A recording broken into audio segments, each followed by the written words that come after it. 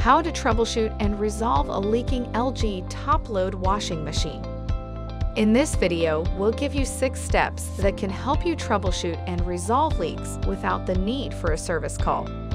Before troubleshooting, always unplug the washing machine from the electrical outlet. Look at the back of the washer and ensure that the hose connections to the water supply line and the back of the washer are tight and dry. If either or both are wet at the end of the connections, turn off the home valves, remove the inlet hoses, and check the rubber washers inside the connections.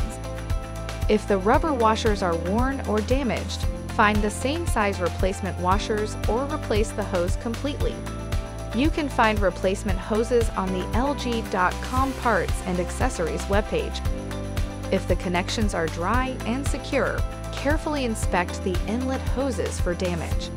If there are visible cracks or punctures, the hoses need to be replaced. If they have been replaced but the leak persists, the unit will require a repair service. Please visit our Request a Repair page. Ensure that the drain hose at the back of the washer is properly installed and without bends, kinks, or cracks.